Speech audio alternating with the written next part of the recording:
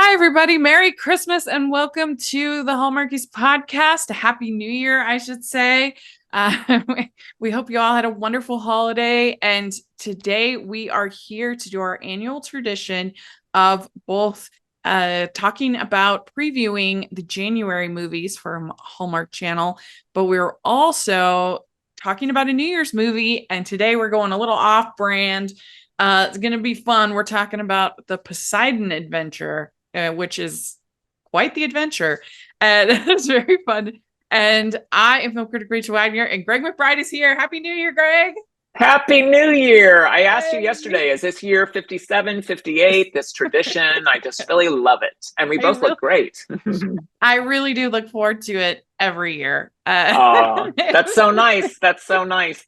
And Yes. you even let me pick the New Year picture this year, which is probably obvious to your audience. Like, where'd that come from? But it is a very New Year's movie. It is. Which we'll get into. But it's so nice to be here. Oh. And you know, I love Hallmarkies. Like, you guys are great. Your Patreons are great. Just your whole community is so welcoming. I feel very happy to be part of it.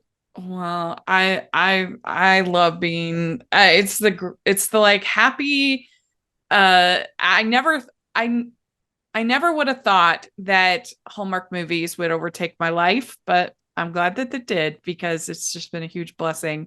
And it's been a great time to celebrate the season this last season, and our 7th year covering Hallmark movies. Unbelievable. Wow, Christmas that's movies. Incredible. Yeah, that's Unbelievable. exciting. Yeah. So I have seen on your posts, you've watched a lot of holiday films.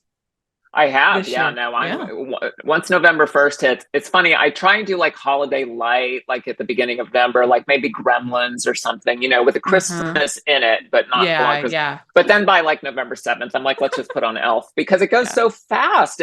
And between, you know, some really good Hallmark and streamer movies that, you know, come out each year, there's really a plethora now. Like, it used to be, do you want to watch Christmas Story or do you want to watch Christmas Story? You know, and now there's just so much, and so you really do have to kind of think about it. And I was just telling you before we went live that you know, in the lead up to Christmas, I was like, okay, I got to be very precious with what movies, you know, I choose, because it's the whole thing. So yeah, no, it's great, and it's so fun, and it's really fun to listen to the podcast, because you know, it's even if I'm not a guest, you know, I'm still talking back to you guys while you're reviewing movies or talking about things and stuff. So it's very good for my psychosis, is what I'm saying. It's been fun this season. We've had quite a few guests that have never been on the show before, or have only been maybe once.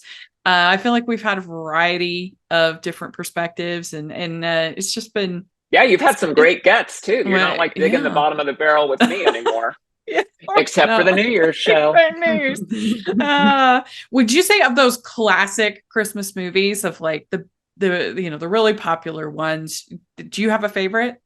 You know, it's funny. I was just thinking about that this morning before we recorded, and I have a couple just really favorites, and there's some that, you know, I don't know. It's hard to, because some aren't as popular, like One Magic Christmas with Disney with Mary Steenburgen. I think that's such a special, beautiful movie. Have you never watched it? I don't think I ever have. It really is so good, and it's really aged beautifully. You know, you just never know. And then, you know, even, you know, some of the more kind of racy Christmas movies I've really grown to like, you know, because if they, like The Night Before, you know, it's out there, but you can tell the writers really did think about Christmas in the movie. You know, sometimes you can tell they took a script and just, you know, put a tree up in the background, but other times it's there. And so I love that there's such a variety now. But yeah, in terms of really, you know, ones I've got to see, I would say One Magic Christmas. And then, you know, another one too that I can never watch with anyone because I ugly cry every single time is Prancer. Like when he's telling the people that she plays Christmas music all year, I'm like, I know. You know, so.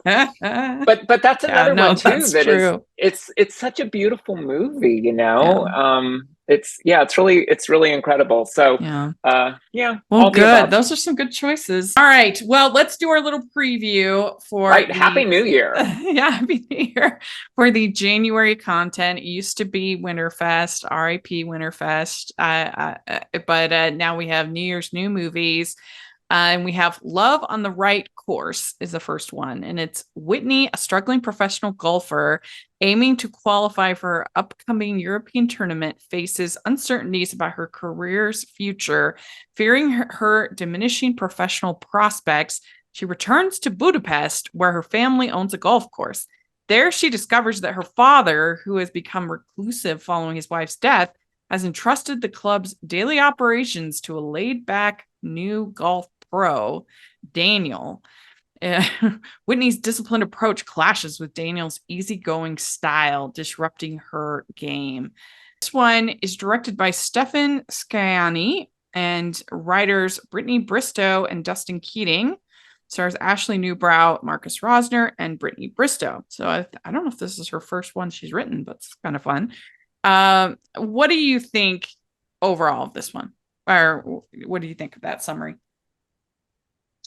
Well, I think it has potential. It's sort of teetering the balance of great Hallmark movie, Saturday Night Live sketch, right? Like, I've got to make it all work. I'm going to have to return home.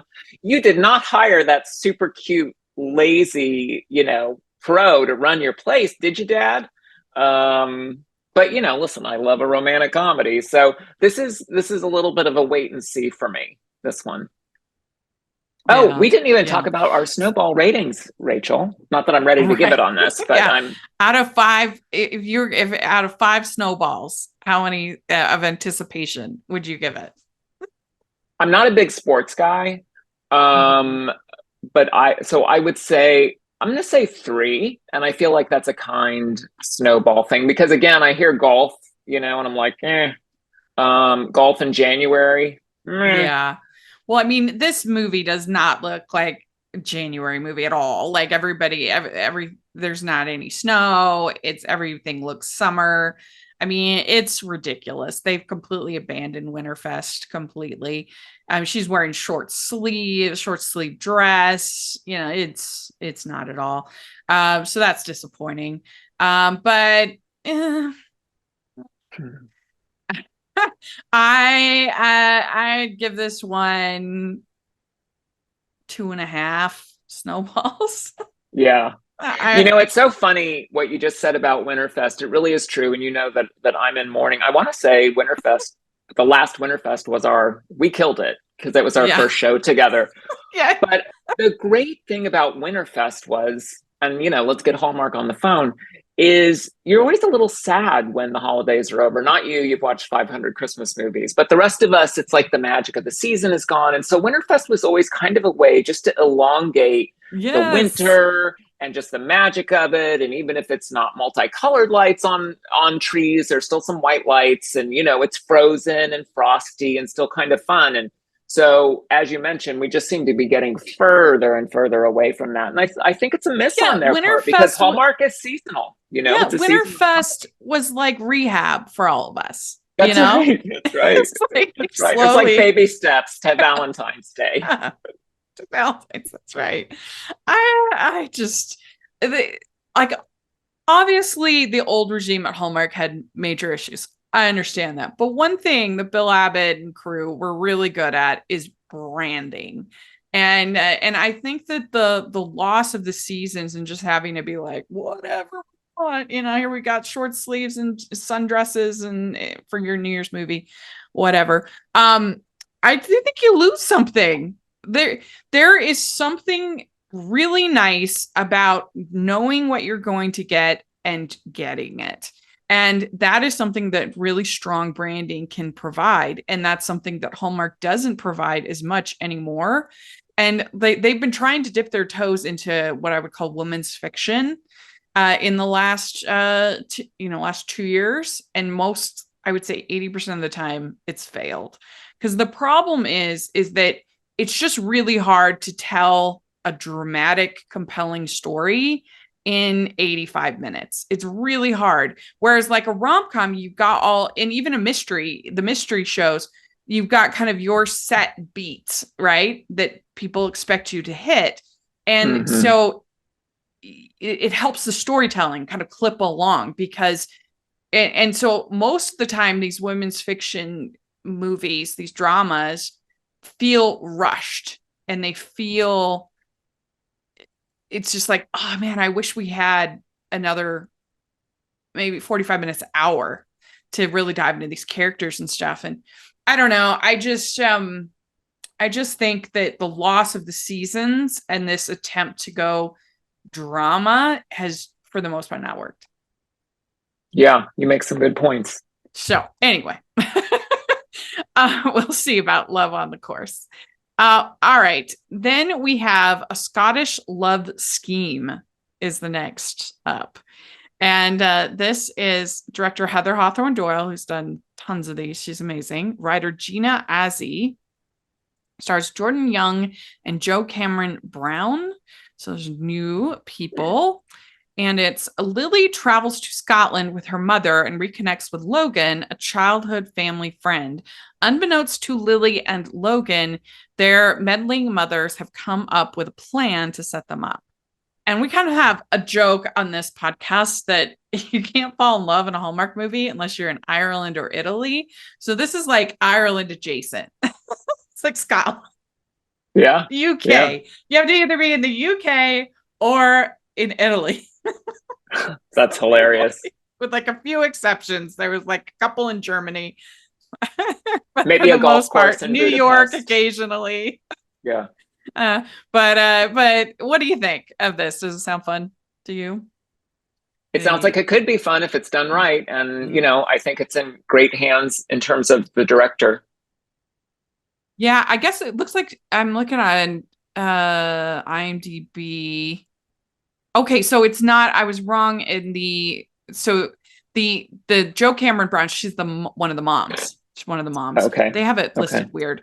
But Jordan Young and Erica Durance is the lead in this. Erica Durance. And so there we go. It's fun. These moms, busybody matchmaking. And you know, Scotland will be beautiful. So I'm gonna be optimistic. I'm gonna give us a 4.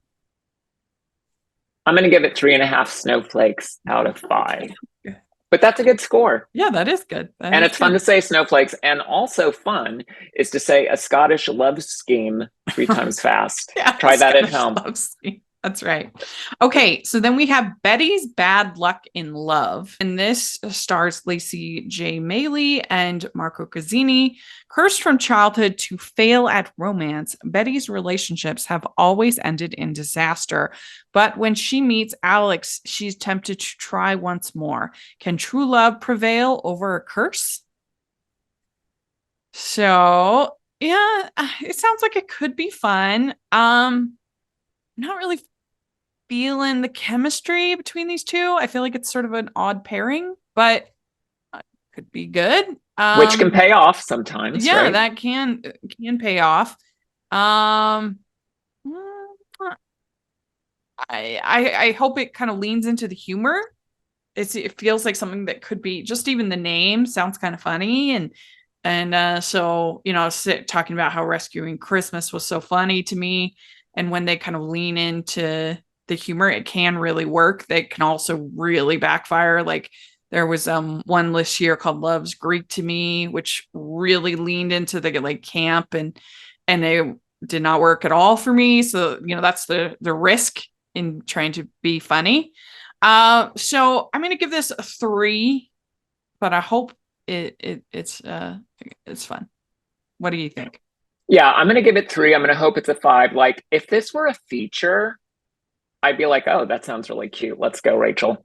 But yeah. it's like you say, will Hallmark lean into it in the right way? It sounds like they want to, but did they? Is the question. So I'm going to give it an optimistic 3 snowflakes, but I hope it's 5. You know, I think it could be fun if done right. Yeah. The next one is Romance with a Twist. And this stars Jocelyn Houdon and Olivier Renaud, who I love him so much. Director Max McGuire, writer Uma Incroci. And this is Luna is a former dancer who left that dream behind for a grounded life managing her family's construction business and gets the opportunity to transform a gymnasium into a studio for aerials. As she sneaks a moment to try dancing in the silks, she is surreptitiously discovered by Bennett, a professional aerialist who has returned home from performing around the world. Bennett is none too pleased to walk in to find his contractor messing around on the silks. But when his partner for an upcoming show drops out, he soon recruits Luna to perform with him. As the hard work of this dynamic sport and the joys of Luna returning to her roots as a dancer bring them closer together, will their relationship crash or will they find a way to reach new heights? Well, part of the thing that does excite me about this movie is that, well, I mean, I love Olivier Renaud. He's in one of my all-time favorite TV Christmas movies called Christmas on Fifth Avenue. Highly recommend that one. But he also has a circus background. He is an aerialist. Like he knows what he's doing with this. And so they could use him to act, it could look good. Like, you know, because sometimes, like, especially with skating, you know, ice skating, the way they have to edit it, and it just looks absolutely atrocious. But with this, it could actually look really good. Yeah, it's interesting. And the lead actress is a professionally trained ballerina. So yeah, it could be, you know, this could be something cool. Again, for me, it's like, will they lean into it? You know what I mean? Mm-hmm. Will they step away from some of the tropes? And I love the tropes, don't get me wrong. Yeah. But to really get into this. But I'm hopeful they will, because they have these two cast in the leads, right? Yeah. So that to me is a good sign. The story does sound pretty basic, but I do like the fact that it could actually have really cool dancing. Yeah, if the leads have chemistry, right, to see that kind of play out in some of the aerial sequences, could be really fun. So I'm going to give this 4 snowflakes out of 5. Yeah. And I'm a sucker for a dance movie. Me too. I love cheesy dance rom-coms. Yeah, I am the worst dancer. Like, no false, modesty there. I am really bad. And so I think there's like escapism for me there. That's awesome. Yeah, no, it's I'm with you. You. It's a fun way to play stuff out, you know, and we all, you know, love those flash dance moments where you go dancing out into the parking lot after seeing the movie, you know, or whatever it is. So yeah, if they can capture some of that, it could be really fun.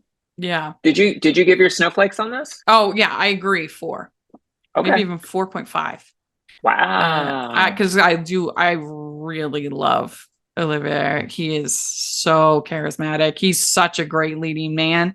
So great. All right. What a fun way to use him too, yes, you know, with something that he knows. Yeah. All right, over on Movies and Mysteries, we have True Justice, Family Ties. And this is a law school student and her friends set out to prove her brother's innocence, but the only way to clear his name is by finding the real killer. And this stars Catherine McNamara, Markian Tarasic, Nikki DeLoach, and Benjamin Ayres. So, you know, great cast. Great cast. And I think that Nikki and Ben Ayres, I think that they were like producing on this. So they were behind the scenes. Sounds like it could be good. Yeah. I like it. I probably actually prefer a court procedural over a courtroom drama over a mystery, to be honest. Yeah, this could be really fun. It's got a good cast. So yeah, I'm going to give this one 4 snowballs out of 5. Yeah, same. Yeah. So we have season 2 of The Way Home, and I'm super, super hyped for it. I loved I loved the show, and I was a little bit nervous because I'm not the biggest fan of teenage angst drama.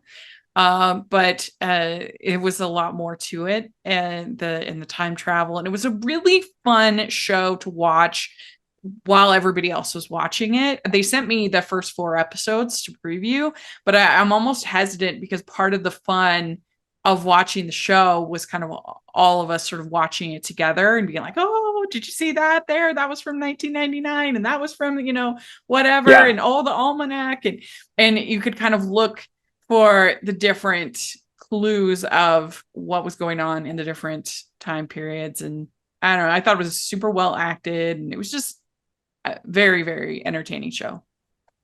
Yeah, and this goes back to your earlier comment of, if you've got a lot of good material, don't limit it to 90 minutes, before commercials. Just find another way to tell it, even if it's a 2-parter or something like that.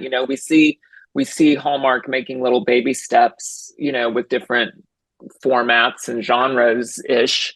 So if you've got a lot of plot, like some of the women's fiction titles you were referencing earlier, then take your time with it. Make it a 2-night event and see how that goes, right? Instead of rushing it, because the pacing in this series is really good, I think. Yeah, I agree. I almost wish I could have even more episodes. Because there was only 10 episodes. It was there's so much story.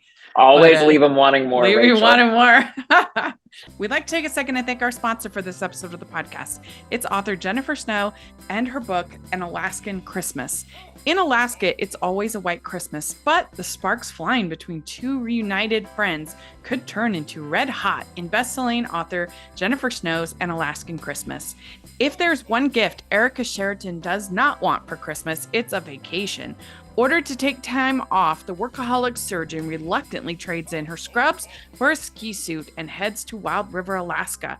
Her friend Cassie owns a tour company that offers adventures to fit every visitor, but nothing compares to the adrenaline rush Erica feels on being reunited with Cassie's older brother, Reed Reynolds.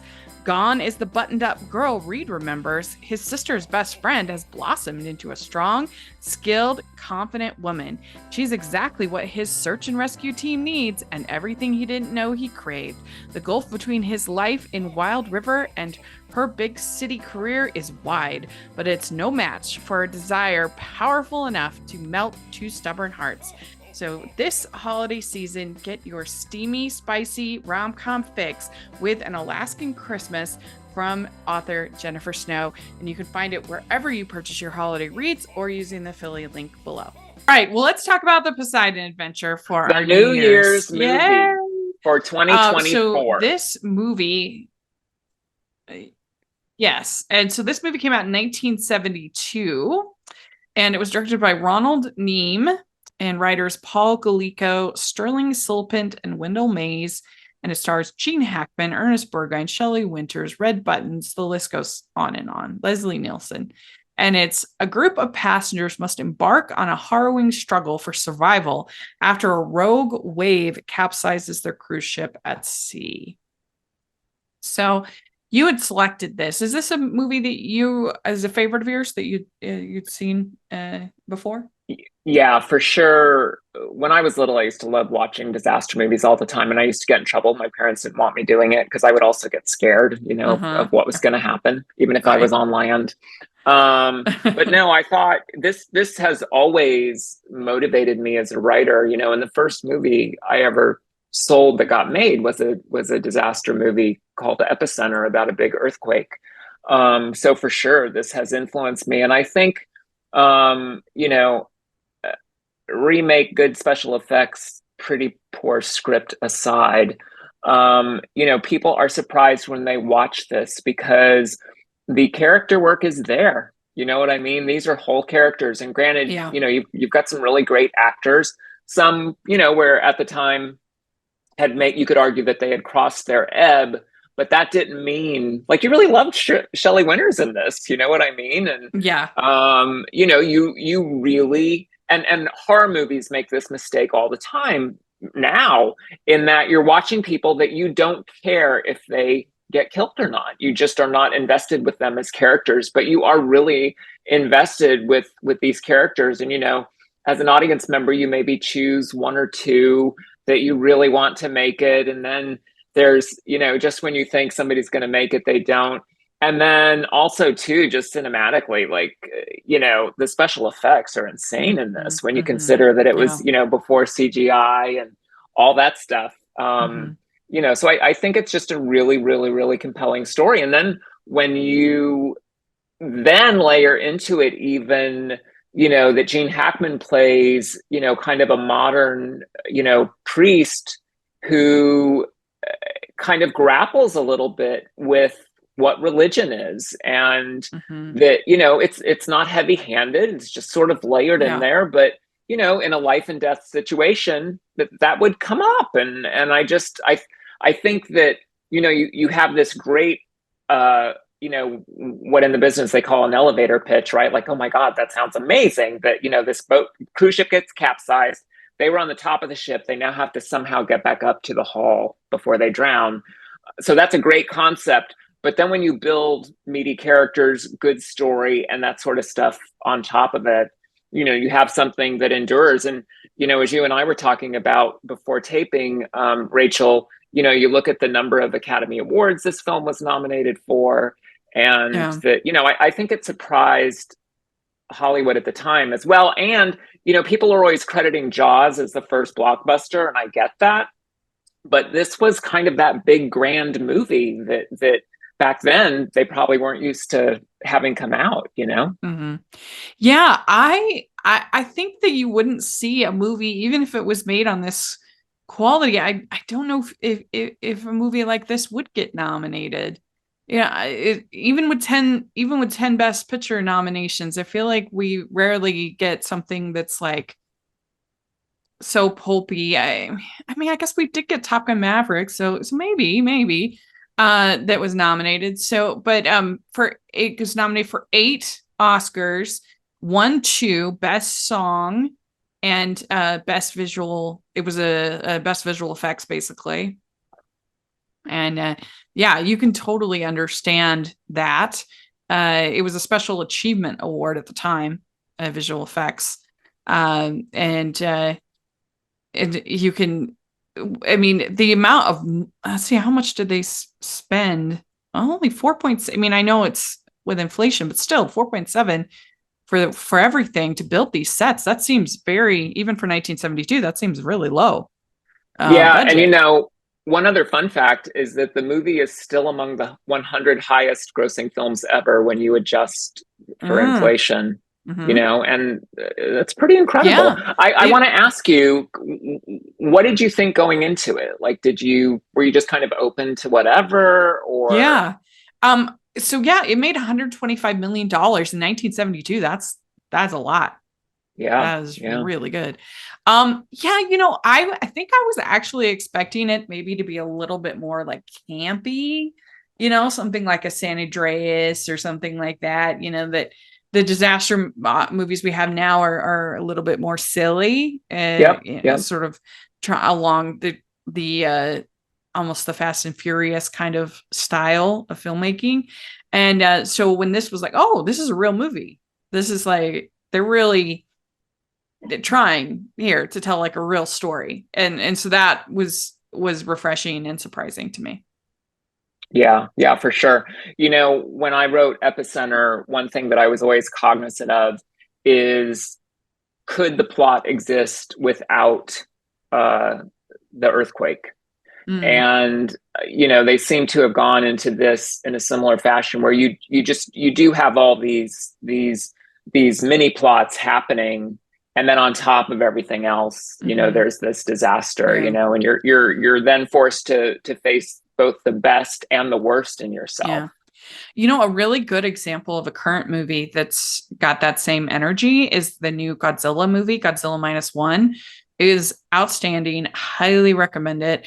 And what it does so well is it not only has all of your, your monster action that you want to see in a Godzilla movie, but it has really compelling characters. You have this soldier who was supposed to be a kamikaze soldier. He basically wimped out. He didn't do it, and so everybody kind of judges him. And so then the Godzilla ended up coming. And so he has just all this trauma that he's dealing with, and he's shunned by his community. And so you see this journey of this character, and you just don't expect to have that kind of journey in a Godzilla movie. And when he finally is part of the final end of defeating Godzilla or facing off against Godzilla, you're totally invested. And so it was so refreshing and exciting. And so I think that it's kind of similar experiences in a way. Like, you go in expecting, oh, this is just going to be schlock. This is going to be, and there's nothing wrong with that. There's nothing wrong with schlock. It can be fun, but then to go and be like, oh, this is real. Like, they're trying here to, like, with real characters and story. It's very exciting. Yeah, it really is. And, it's funny mentioning the Fast and Furious franchise, and no shade on that, but it's a little more comic booky, and the action is great. Yeah. And, and people love the characters in there. Totally get that. But when there's weight to the characters, because we all have weight, right? Right. When that weight is there, and then you have something fantastical on top of that, it just, I don't know. Listen, that's why we're talking about it. How many years later? Don't make me do math. So it's really refreshing. And, again, they tried to remake this, 10 years ago?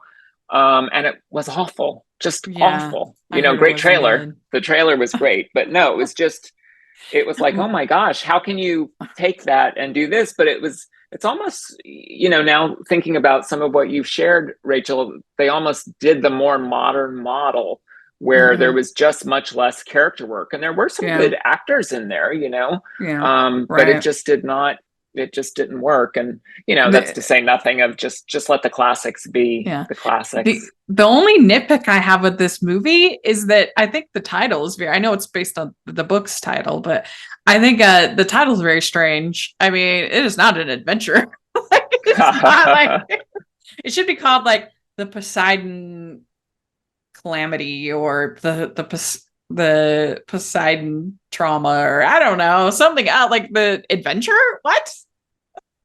Yeah, it'd be interesting to know. It'd be interesting to know why they went with that. And that's one thing about the remake. Like, Poseidon is a little bit of a stronger title by our current standards. Yeah. Right. But I wonder. In 1972, again, this was such a they didn't even know what blockbusters were yet. And so to have something of this scale come out, and again, Gene Hackman was a huge star at that time. It's not like he needed the money. It's interesting. He's like buff in this. Like, you're like, I would Gene Hackman that way. I would do some aerial work with him. Right. Yeah, no. It's really, and the kids are good in the movie, I think. And they're not, they're not these perfect little Hollywood kids that, you might see in some 70s or 60s movies. And also too, if you're looking for a New Year's movie, like it is so solid for that, because it's true. It's New Year's Eve. Yeah, they have this huge New Year's party. They ring in the new year, and then pretty much immediately after, right at midnight. Yeah, things was it a little bit jarring for you to see Leslie Nielsen in a serious role? Well, that's the tough thing, right? Because, we know him from Naked Gun and a lot of the parodies and stuff like that. So, yeah, it is sort of funny to see him in a very serious role, although he doesn't make it too long in the movie. He's one of the first to go. I mean, he tells the idiot ship owner guy that they can't speed up, that they have to go, and the guy doesn't listen, and that's what causes the ship topples over, and so he's mainly, and then his interactions with the little kid that's kind of his main things. But it is kind of, I know for years he did serious work. It wasn't until sort of later part that he was just the comedy guy. Yeah, till like Jerry Zucker and Abrams got a hold of him, and he did that so well. It's interesting though, talking about the smaller roles. I think one of the performances I found very effective was Carol Lindley, the singer, and it's a smaller role, but she was so devastated by her brother's death, and really through the course of the movie had to find a way forward. And then the person helping her ends up getting it, not making it as well. So I think I love in big, loud movies when there's quiet moments. And I just find that very effective storytelling. So I mean, you can watch this movie no matter what genre maybe you want to write in or work in or even like, and you'll find things that inspire you, I think. And also too, it's just a fun movie, it's just fun. Yeah, I think so. But not an adventure for Rachel. Yeah. No. We'd like to take a second and thank our sponsor for this episode of the podcast. It's the Hallmarkies merch store. Are you looking for that perfect gift for the postable, Hardy, or Hallmarky in your life? What about getting that t-shirt or hoodie that will help you stand out at your next holiday party? Now is the time to check out the Hallmarkies merch store. Full of festive designs by artists like Jessica Miller, Carrie from Hallmark Comics, and more. You can even have more than just shirts, but totes, cell phone cases, notebooks, mugs, and more. And it isn't just Hallmark. We have designs for Anna Green Gables, Man from Snowy River, The Nanny, and more. Every purchase at the merch store goes to help support the podcast and allows us to make the great content you know and love. There are frequent sales, so go to tpublic.com/stores/Hallmarkies or see the link in the description. That's tpublic.com/stores/Hallmarkies. Let's talk about the two main couples. Let's talk about the Rogos. So we have Ernest Burgoyne and Stella Stevens. It's Rogo and Linda Rogo. And we find out at the beginning that Linda is a former call girl, and so she's doesn't even want to go out on the out to the party because she recognizes people there from her former days. She feels judged, and he absolutely just loves her. As we see through the course of the movie, when they managed to make it as a couple through almost everything, and then at the very end she falls, and that was just, and of course he blames Scott, the reverend, and I thought that was all pretty effective. That's a tough moment. That's one of the examples of you really it's like, oh gosh, they made it so far. They made close. It so far. And then, that's the good writing. You know what I mean? That even in a disaster movie where we know a certain amount of people are going to be pecked off, that somebody like that goes. And, they're definitely a fun couple, right? Like at the beginning of the movie, it's almost a little comical between them because, he wants her to cover up, but he clearly loves her, right? Like he doesn't care what her past is. And I guess, she references that he used to arrest her all the time and then finally married her. But that she has some self-perceived shame, like you say, that she's just worried people are going to recognize her. Mm-hmm. And he just doesn't care about that. So it's a nice moment. Mm-hmm. Yeah. It feels almost hard to believe that this woman would be with Ernest Burgoyne, but I mean, they give enough backstory to make it work. And they're both great actors. So you give it 10 minutes and you're like, okay, I'm on board with this couple, and you certainly feel it. Like his pain when she meets her demise is a hard minute in the movie. Yeah, definitely. Okay, then the other major couple, you have the Rosens, Bella Rosen and Manny Rosen, and this is played by Shelley Winters and Jack Albertson. And Shelley Winters was nominated for an Oscar for the role, which again, I feel like in this kind of action movie, you don't see that often, an actor nomination. So that's interesting. Best Supporting Actress. And I wonder I'm going to look it up, who won that year. It's yeah, especially back in the day, right? You wouldn't necessarily, where, the competition was fierce. There weren't as many. It looks like slots. It looks like I've never heard of this. Eileen Heckart playing Mrs. Baker in Butterflies Are Free. I've never heard of that movie in my life. Yeah, go figure. Shelley was robbed. Yeah, it's an interesting year. That year for Best Supporting, you had Eileen Heckart, Jeannie Berlin for The Heartbreak Kid, Geraldine Page for Pete and Tilly, Susan Tyrell for Fat City, and Shelley Winters for The Poseidon Adventure. So very interesting year, Academy. Yeah. And anyway, and then you have Jack Albertson playing Manny, and people will probably know him best as Grandpa Joe from Willy Wonka and the Chocolate Factory. Yeah. I don't know if I've ever seen him in anything else, so this was fun to see him in this role. Yeah, I agree. And it's interesting, inclusivity is a word that's overused right now. Important, but overused when it's, but certainly you have this older couple who, again, aren't there just as a placeholder, like, oh, we better have a grandma and grandpa element to this. Let's insert these characters. And, there is some story to their story, right? Like, she has a reason that she wants to live, even though she's lived a good life, and, she has her reason for that. And, it's sad when she goes. I think it is sad, and it's her and Gene Hackman have a moment in the movie that's pretty compelling, I think. Yeah, I also super related to her.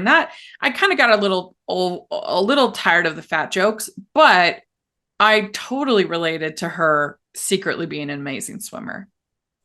Because I'm not like an amazing swimmer, but I'm a pretty good swimmer. And people would maybe look at me and not guess that I'm a good swimmer. And, I've completed something like 16 marathon swims, and I can hold my breath for a long time. I would be pretty good at doing what, okay. So if we do another remake, you could hold your breath that whole time. And I love swimming because I walk really flat-footed. So anything with like a lot of walking or standing is really hard for me. I get really bad feet pain. And so I always was just drawn to swimming and to the water because it was just not as painful an experience as, like, I've never liked hiking. I've never liked, just a lot of that stuff.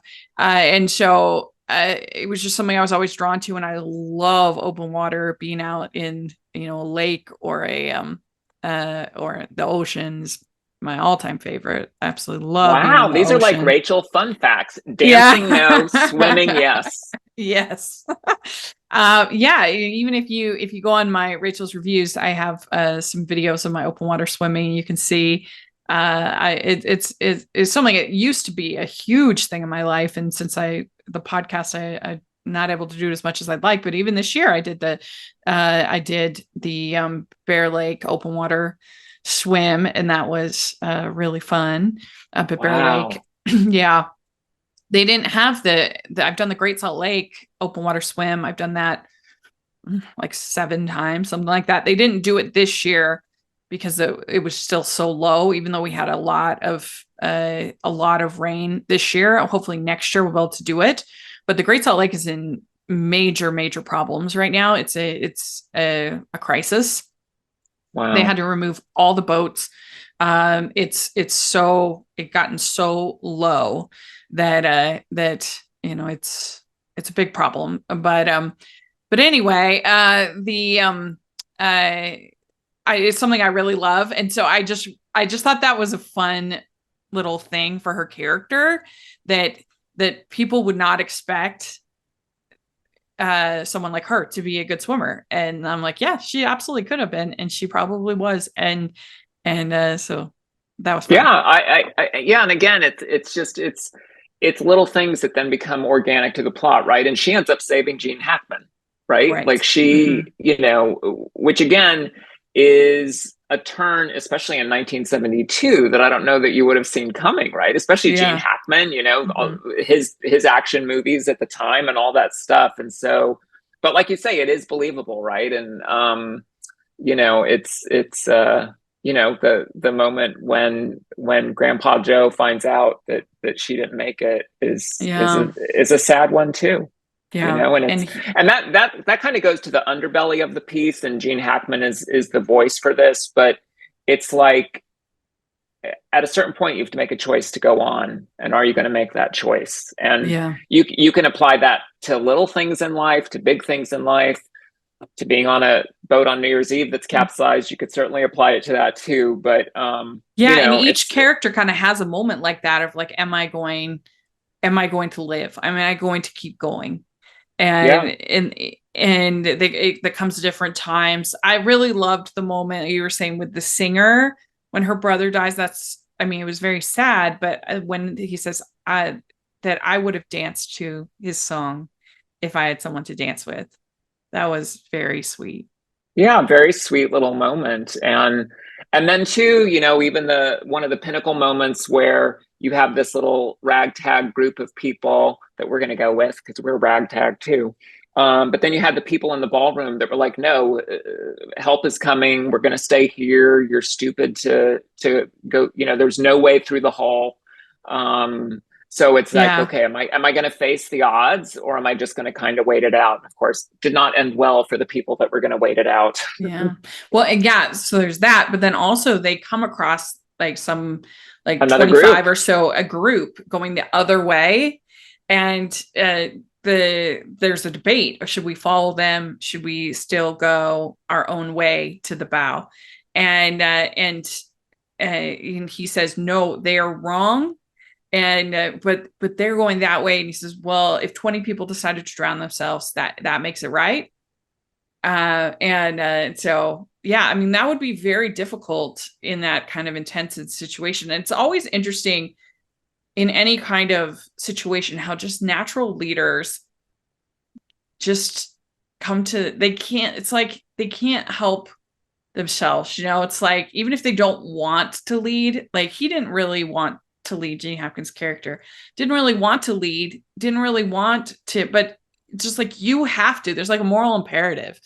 And right. And at the beginning of the movie, he's talking about maybe leaving the church. He's not even sure he wants to lead a congregation anymore, right? Because he's just sort of questioning things within himself. But when push comes to shove, that's who he is. And, on that same note, when they run into that other group, they're being led by the nurse, someone who works on the ship. So you would think, she works on the ship. She's got to know the way to go. Do I follow, the Reverend who is, basically a passenger like me? Or, so it's, life is a series of choices, right?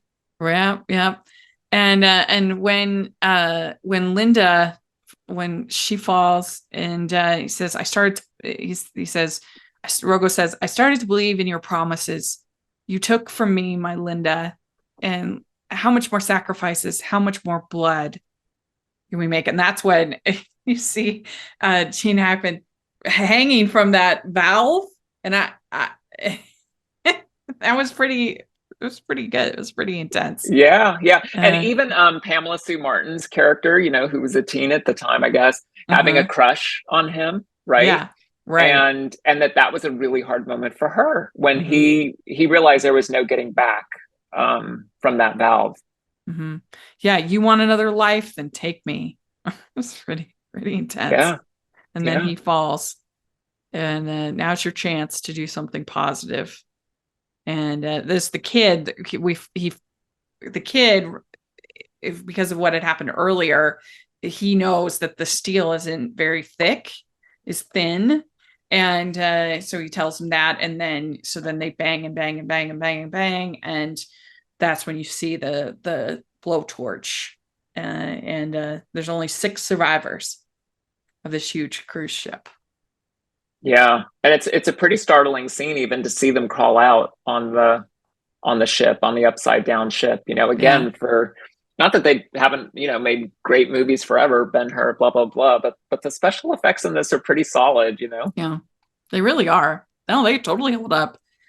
It feels like they built this huge cruise ship and I mean, everything feels very real. You don't ever feel like there's a green screen or anything like that. Yeah, apparently a lot of the sets, they built and then turned them upside down, but built them upright first and then turned them around. Yeah. So it's pretty incredible. Yeah, it's a good movie. Let us know what you think of this movie. We'd love to hear your thoughts in the comment section. And what do you think of the upcoming January movies? How many snowballs would you give them? We'd love to hear that as well. We do. We want to know for all the titles, including the series. We want to know how many snowballs. Yes. Oh, how many snowballs would we give Poseidon Adventure? Oh, should we give it 10 snowballs? I would give Poseidon Adventure like a 4.5 snowballs out of 5. I'd give it a 5. Yeah. And then I would give The Way Home. I never said, I give it 5. It was such a good first season. So give it 5. But let us know what you think. And Greg, if people want to follow you on socials or things like that, how do they do They can find me on Instagram at Gregg McBride. 2 G's at the end of my name, so GreggMcBride. Gregg McBride. Yeah. Great. And you can find me at Rachel's Reviews, all over social media, iTunes, YouTube, and on Rotten Tomatoes. So check that out. Also, make sure that you're following the podcast, the Hallmarkies Pod and Hallmarkies Podcast, all over social media. And if you are listening on iTunes, please leave your ratings and reviews. 5 stars. That really helps us a lot. And if you are watching on YouTube, please give the video a thumbs up. Subscribe to the channel. We'd appreciate that so much. We also have our Patreon group, which is a lot of fun. You can be part of watch-alongs with people like Gregg McBride, watching their movies. It's really fun. The Patreons are so fun. I'm just kidding. This is a non-paid endorsement. It is seriously such a fun group of people. Yeah. It's really fun. Weekly exclusive reviews. It's a lot. It's great. Please check it out. And then we also have the merch store where you can get tons of fun designs. So please take a look at that. And again, we wish you all a very, very happy new year, safety and happiness to everybody listening. And thanks so much again, Greg. And we'll talk to y'all later. Bye, everyone. Happy New Year. Happy New Year, everybody.